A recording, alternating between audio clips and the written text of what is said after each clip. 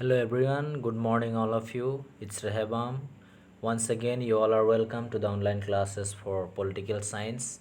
We already have covered the first chapter, the Cold Era, and we now move on to the next chapter, that is the end of bipolarity.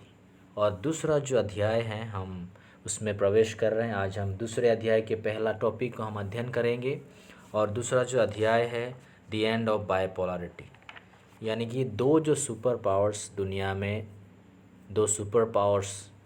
दुनिया में थे और उनकी खात्मा या एकांत हो जाना। और विशेष करके हमने अध्ययन किया है पहले भी यूएसएसआर 1991 में उसका विभाजन हो जाता है। सो यूएसएसआर गॉट डिसइंटीग्रेटेड इन 1991 और तब से लेकर वो बाइपोलरिटी हट के एक यूनिपोलरिटी आ जाता है।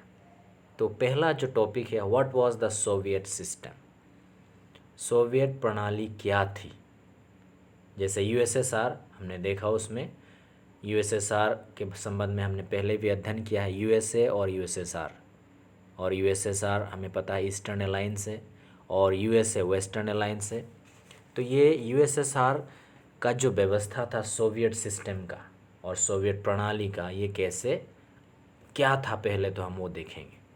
So the Union of Soviet Socialist Republics USSR came into being after the Socialist Revolution in Russia in 1917 और समाजवादी की जो क्रांति हुई 1917 में रशिया में, और उसके परिणाम तौर पे यूएसएसआर का स्थापना हुआ था, Union of Soviet Socialist Republics.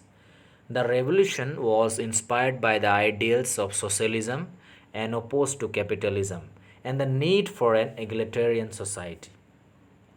और वो क्रांति विशेष करके प्रेरित हुए थे, ये विचारधारा थी समाजवाद का, और जो पूंजीवादी से बिल्कुल अलग है, कैपिटलिज्म जो यूएसए फॉलो करते हैं और समाजवाद जो यूएसएसआर फॉलो करते हैं, और इससे बिल्कुल अलग था। And the need for egalitarian society, और वहाँ पर ज़रूरत थी एक समानता की, कि सबको बराबर का अधिकार, सबका बराबर हो।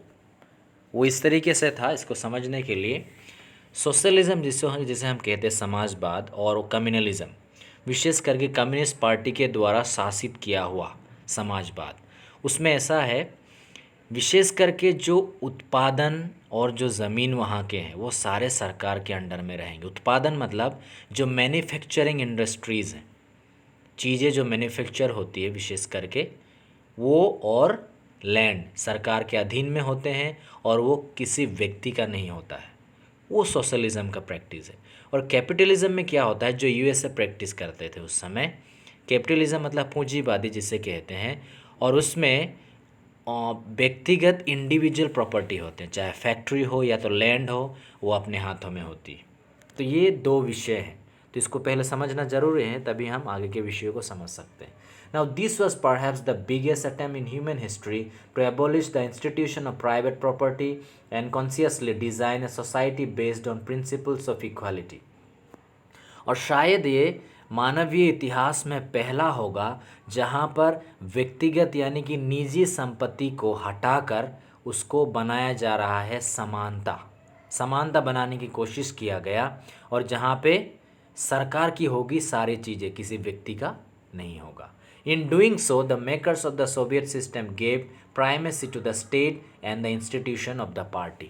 और ये करने में विशेष करके मुख्य तौर पे वो लोग ध्यान दे रहे थे वहाँ की जो पार्टी थी कम्युनिस्ट पार्टी, और फिर स्टेट ओनरशिप, मतलब सारे चीज़ें सरकार के अंडर में वही नियंत्रण करेंगे, और वहाँ पे एक ही पार्टी होगा कम्युनिस्ट पार्टी, और वही सारे नियंत्रण करेंगे, दूसरा पार्टी बनाने का अधिकार नहीं, जैसे अगले वाले लाइन में हम पढ़ते हैं। The Soviet political system centered around the Communist Party and no other political party or opposition was allowed. तो वहाँ पर दूसरी पार्टी का कोई चांस नहीं, दूसरी पार्टी वो बना नहीं सकते, सिंगल पार्टी सिस्टम जैसे अभी चाइना में है। And the economy was planned and control by the state, और वहाँ की जो अर्थव्यवस्था है पूरी तरीके से वो सरकार की अंतर्गत, सरकार के नियंत्रण में होता है। व्यक्तिगत के तौर पे इंडिविजुअली किसी के पास ओनरशिप नहीं होती। ना after the second world war the east European countries that the Soviet army had liberated from the fascist forces came under the control of the USSR.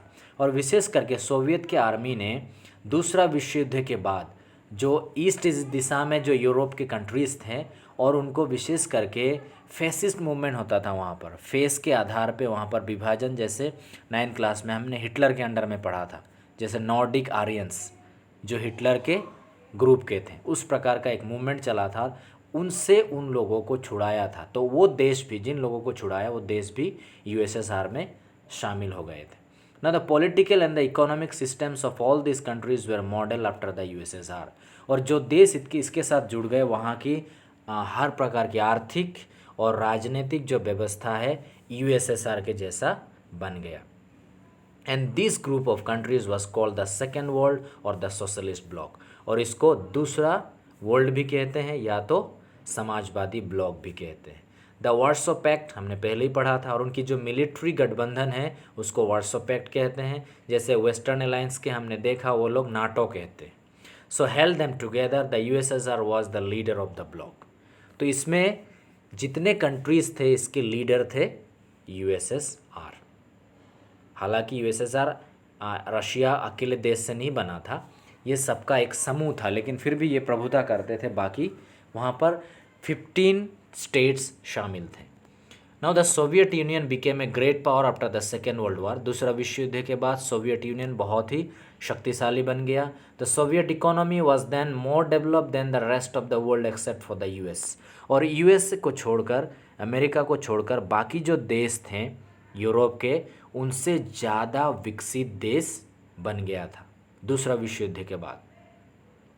It had a complex communications, और इसका जो संचार प्रणाली था वो बहुत आगे था। Vast energy resources including oil, उनके पास बहुत संसाधनों की व्यवस्था थी, जैसे ऑयल थे इनके पास, लोहा था, आयरन था, एंड स्टील, और स्टील भी था इनको, ये जो खनिज पदार्थ बहुत ज़्यादा थे इनके साथ। एंड मशीनरी प्रोडक्शन, और मशीनरी जो उत्पादन था ये भी ज़्यादा था। And A transport sector that connected it's remotest areas with efficiency, और यहाँ की जो यातायात व्यवस्था था वो इतनी बढ़िया थी कि बहुत दूर दूर तक के जो क्षेत्र को वो शामिल या कनेक्ट कर रखा था, और सुविधा थी उनकी। So it had a domestic consumer industry that produce everything from pins to cars, though their quality did not match that of the western capitalist countries.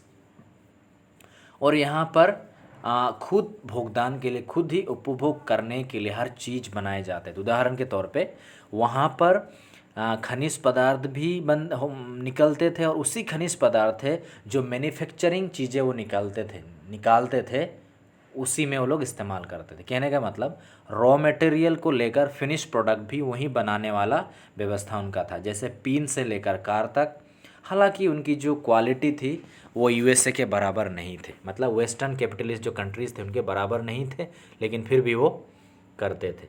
The Soviet state ensured a minimum standard of living for all citizens, and the government subsidized basic necessities including health, education, child care and other welfare scheme।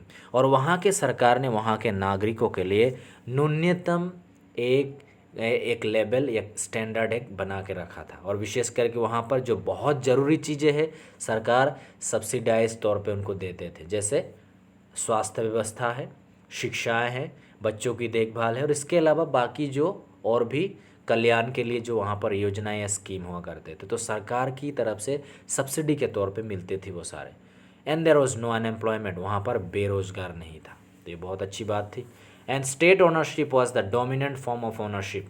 Land and productive assets were owned and control by the Soviet state. जैसे पहले हमने already इसके बारे में discuss किया कि वहाँ पर स्टेट ओनरशिप था, सरकार का प्रभुता था हर एक एसेट पे, संपत्ति पे, विशेष करके संपत्ति लैंड के संबंधित और उत्पादित संबंधित जो चीज़ें हैं, जैसे मैन्युफैक्चरिंग इंडस्ट्रीज में होते हैं, वो सारे स्टेट के अंदर, सरकार के अंडर होते थे, कोई भी निजी या व्यक्तिगत नहीं था वो। The Soviet system however became very bureaucratic and authoritarian, making life very difficult for its citizens.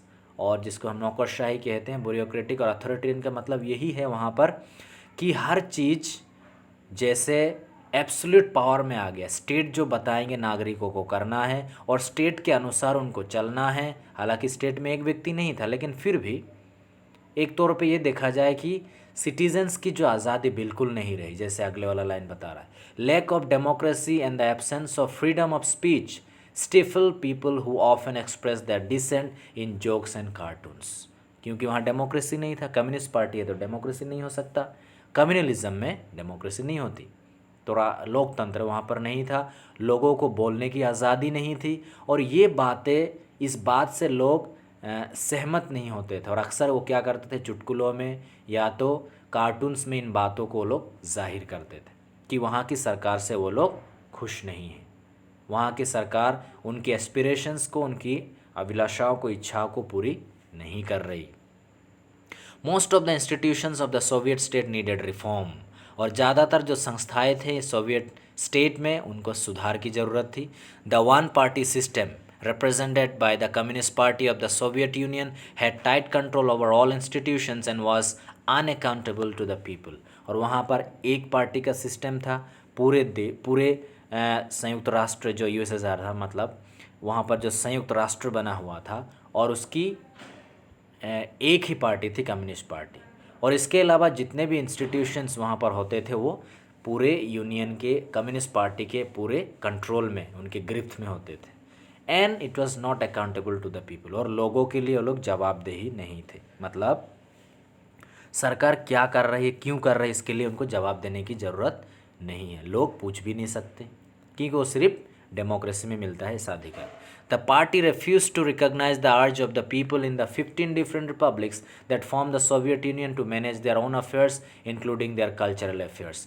और यहाँ तक कि जो 15 अलग अलग स्टेट्स वहाँ जुड़े हुए थे और लोगों की ये याचनाएँ थी कि उनके जो कल्चर की बातें हैं, संस्कृति की बातें हैं, इसके अलावा और बहुत सारे बातें हैं, उनकी पर्सनल जो अफेयर्स हैं, लेकिन ये सारे मांगे सोवियत यूनियन ने नकार दिया, उसको ग्रहण नहीं किया। मतलब कोई आज़ादी उनको व्यक्तिगत तौर पे, चाहे वो संस्कृति का हो या अलग विषय में, उनको आज़ादी नहीं दी जाएगी। सो although on paper Russia was only one of the 15 republics that together constituted the USSR, in reality Russia dominated everything and people from other regions felt neglected and often suppressed। हालांकि यूएसएसआर भी 15 state में से एक था, लेकिन फिर भी बाकी जो 14 स्टेट से उनके ऊपर वो हावी होता था, हुकूमत करता था, उनके ऊपर डोमिनेट करता था और उनकी कोई भी बातें वो नहीं सुनते थे, बल्कि उनको सप्रेस करते थे, उनको दबाते थे। तो ये सिचुएशन था। हमने देखा सोवियत सिस्टम क्या था और वहाँ पर क्या परिस्थिति थी। सो ऐसे परिस्थिति में in the arms race the Soviet Union manage to match the US from time to time.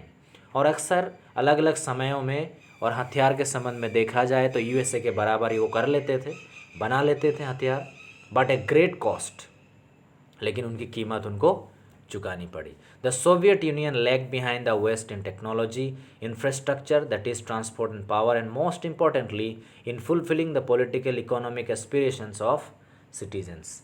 तो सोवियत यूनियन को बहुत महंगी कीमत चुकानी पड़ी। वो ये था, वेस्ट टेक्नोलॉजी के बराबर उनकी टेक्नोलॉजी नहीं थी, और वहाँ की जो बुनियाद इंफ्रास्ट्रक्चर में, जैसे यातायात और बाकी जो पावर, वो उनके अलावा, उनके हिसाब से यूएसए के बराबरी में नहीं था। और इसके अलावा जो बहुत महत्वपूर्ण बात ये था, लोगों की आर्थिक और राजनीतिक जो आशाएं, आकांक्षाएं थे, वो नहीं पूरे हो रहे थे। नागरिकों के एस्पिरेशंस, उनकी आकांक्षाएं यूएसएसआर पूरी नहीं कर पाई, और ये सबसे बड़ी ड्रॉबैक हुई। And the Soviet इन्वेशन of Afghanistan in 1979 Weeknd the system even further. और 1979 में सोवियत यूनियन ने अफगानिस्तान पर आक्रमण किया और उसके बाद से कमज़ोर पड़ गया।